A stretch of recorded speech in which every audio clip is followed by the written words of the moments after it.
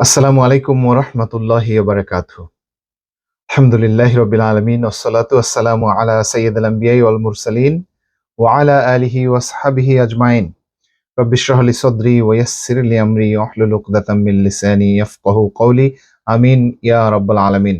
সম্মানিত দর্শক ও শ্রোতা মণ্ডলী, আপনাদের সবাইকে স্বাগত জানাচ্ছি কোরআনুল কারীমের ২০তম পারার সংক্ষিপ্ত সারমর্মে। বরাবরের মতো সময় মাত্র ৫ মিনিট। চলুন সরাসরি সারমর্মে চলে যাই। কোরআনুল কারীমের ২০তম পারা শুরু হয়েছে সূরা আন-নামল ২৭ নম্বর সূরার ৫৬ নম্বর আয়াত থেকে এবং শেষ হয়েছে সূরা আল আনকাবুত ২৯ নম্বর সূরার ৪৫ নম্বর আয়াত পর্যন্ত। এই পারায় মূলত আল্লাহর একত্ববাদ, নবীদের দাওয়াত, কিয়ামত, ঈমান ও কুফরের পরিণতি এবং ধৈর্য, আল্লাহর উপর ভরসার যে শিক্ষা তা তুলে ধরা হয়েছে। প্রথম যে বিষয়টি আনা হয়েছে তা হচ্ছে সূরা আন-নামল। এই পারার শুরুতে হযরত লূত আলাইহিস সালামের কওমের যে ঘটনা বর্ণনা করা হয়েছে তারা যে ভয়াবহ অশ্লীল কাজ করত এবং নবীর উপদেশ অমান্য করেছিল, ফলে আল্লাহ তাদের উপর কঠিন শাস্তি নাজিল করেন।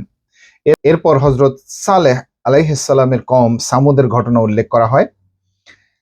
তারা আল্লাহর নিদর্শন দেখার পরেও অবাধ্যতা করেছিল এবং শেষ পর্যন্ত তারাও ধ্বংস হয়েছিল। এই সূরায় আরো বলা হয়েছে, আল্লাহই আকাশ ও পৃথিবীর স্রষ্টা। মানুষের বিপদে একমাত্র আল্লাহই সাহায্য করেন। মুশরিকদের উপাস্য কোনো ক্ষমতার অধিকারী নয়। কিয়ামতের দিন মানুষ তার কাজের হিসাব পাবে। এরপরে সূরা আল কসাস। এই সূরায় প্রধানত মূসা আলাইহিস সালামের জীবনের বিস্তারিত ঘটনা তুলে ধরা হয়েছে। মূসা আলাইহিস সালামের জন্ম এবং শৈশব। সেই সময় ফিরআউন ইসরাইলের নবজাতক ছেলেদের হত্যা করত।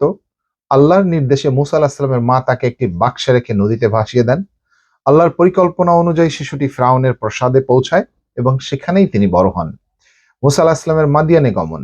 এক ঘটনায় একজনকে উনি আঘাত করলে তিনি মারা যান, যার কারণে তিনি মিশর ছেড়ে মাদিয়ানে গমন করেন। সেখানে তিনি এক সৎ ব্যক্তির কন্যাকে বিয়ে করেন এবং কিছু বছর সেখানে বসবাস করেন। এরপরে নবুয়ত প্রাপ্তি ও ফিরআউনের বিরুদ্ধে তার দাওয়াত। আল্লাহ তাকে নবী বানিয়ে আবার ফিরআউনের কাছে পাঠিয়েছেন।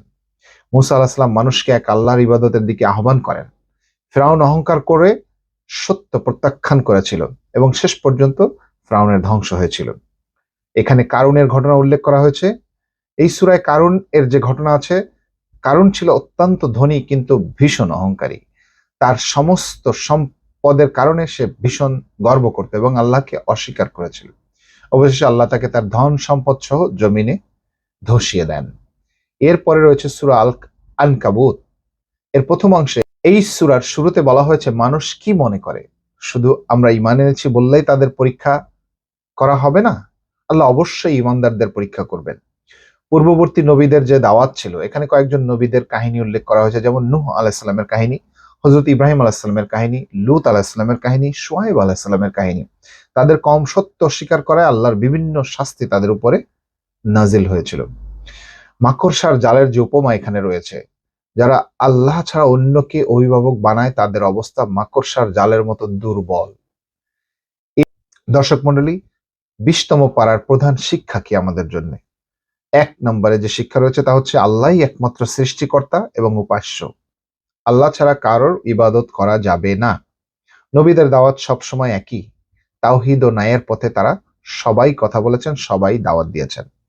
অহংকার ও অবাধ্যতার পরিণতি ধ্বংস।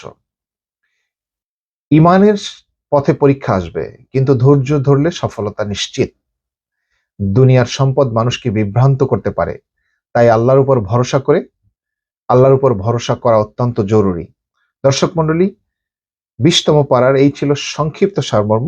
২১তম পারার সারমর্ম নিয়ে আপনাদের সাথে আবার দেখা হচ্ছে। ততক্ষণ পর্যন্ত আল্লাহ রাব্বুল আলামিন সবাইকে ভালো রাখুন, সুস্থ রাখুন, আমাদের রোজাগুলিকে কবুল করুন। এই আশা, এই কামনা ব্যক্ত করে আজকের মতো বিদায় নিচ্ছি। আসসালামু আলাইকুম ওয়া রাহমাতুল্লাহি ওয়া বারাকাতুহু।